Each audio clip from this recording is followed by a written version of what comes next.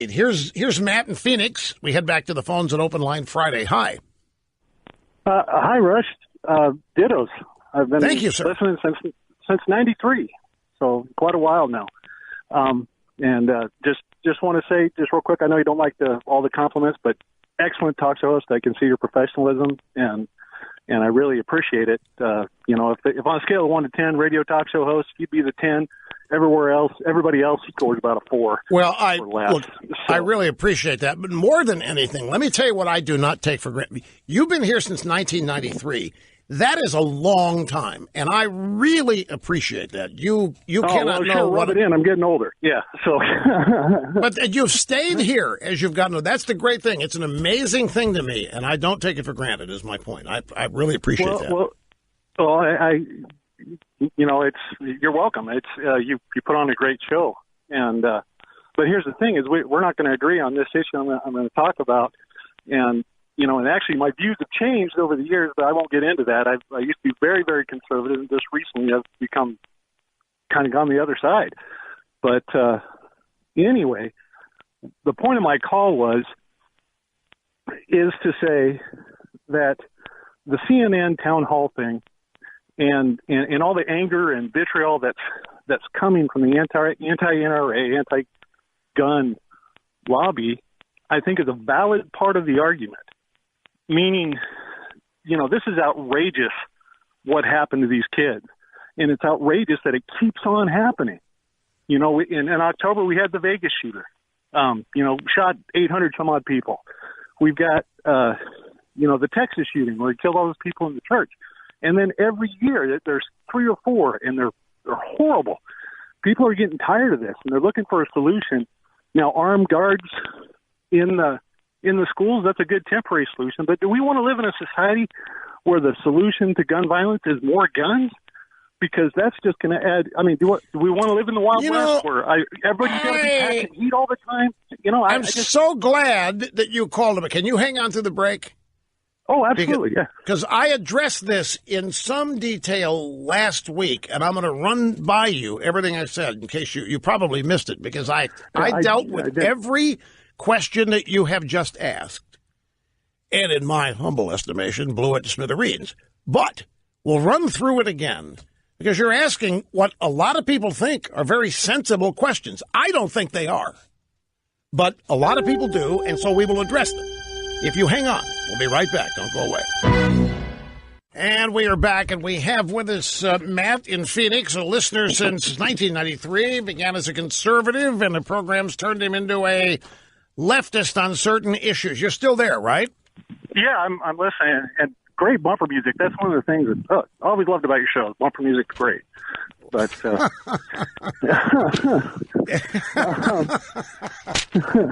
bumper music. Well, we'll take whatever.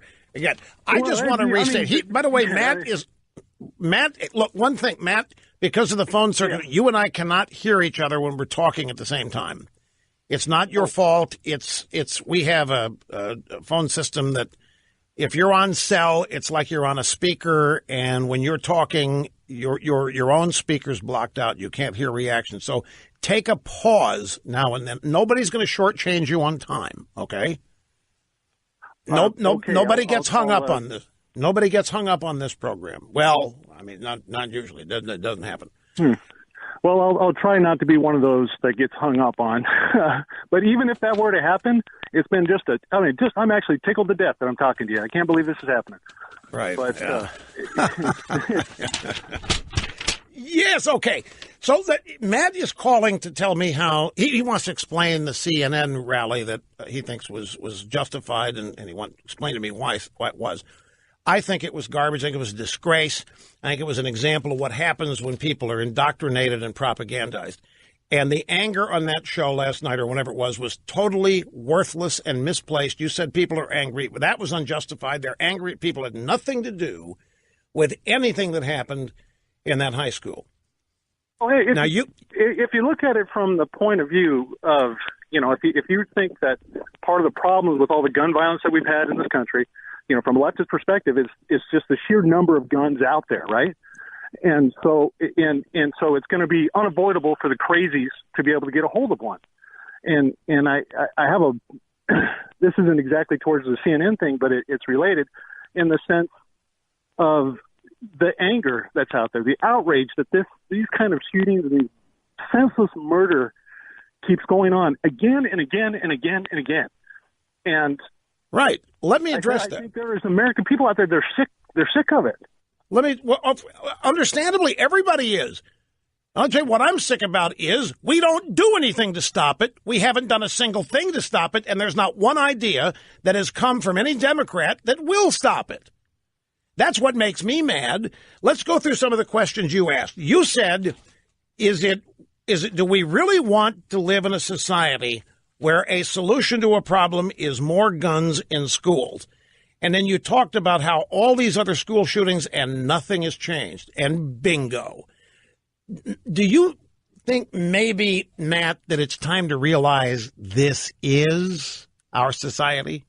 This is our culture. We don't have the luxury of saying, gee, I hope our culture doesn't become this, because it is. Starting with Columbine, there hasn't been one thing done to change this. Not a single thing. And there will not be, if you start banning certain guns, you're still not changing anything. Well, the thing is, we have guns when you get on an airplane. We have guns when you go to a sporting event. We have guns. We have metal detectors. We have armed security at every public entity except schools. Why? Because bad guys have shown themselves to take action in these places. And we stopped the 9/11s. We have stopped airplane hijackings. We have armed air marshals. Nobody knows who they are, but they're on many flights. There is a deterrent factor. We have left schools wide open, and everybody knows that there's not a single deterrent in these schools. And every incident that happens, we get the same worthless whining, complaining about the NRA or assault weapons or semi-automatic weapons, and they don't have a single thing to do with this. There are 300 million guns in America, and you're not going to get rid of all of them. And the crazies you think the crazies, the way to stop them is to keep them from getting guns? Well, let's stop the illegals from crossing the border. We don't seem to want to do that. Let's stop abortions. We can't stop these things. We have to deal with them and come up with solutions as they exist, not sit here and wish they weren't happening. Well, yeah, but that's the point is, this is a society that we're living in where there's guns everywhere. There's gun violence everywhere. We've got mass murders happening. As Americans, because the founding fathers were progressives, they fought against injustice and things that were wrong in their time. Now it's our turn to be the founders, to go and solve this problem. And if that means no more guns, then so be it. If we have to worry about, where's the next hero cop that's going to come save me at the school, this coward that didn't go and do the kids, are we expecting to hire heroes? We got to hire heroes every time instead of changing society for the better. Now, I agree that, armed guards in schools now would be a good thing because we've got so many guns out there. But long term, do we need all these guns? I mean, really, the AR-15 is a platform for a military-style It's not. weapon. That is avoiding the reality. To say, do we need all these guns? Do we need all these people on welfare? Do we need all these illegal immigrants? Whether we do or not, we've got it. Founding fathers were not progressive. The founding fathers were the epitome of modern-day conservatism. The founding fathers wrote and included the Second Amendment. I wish they had done a less ambiguous job of writing the darn thing, because it's open to interpretation by any wacko that comes down from law school.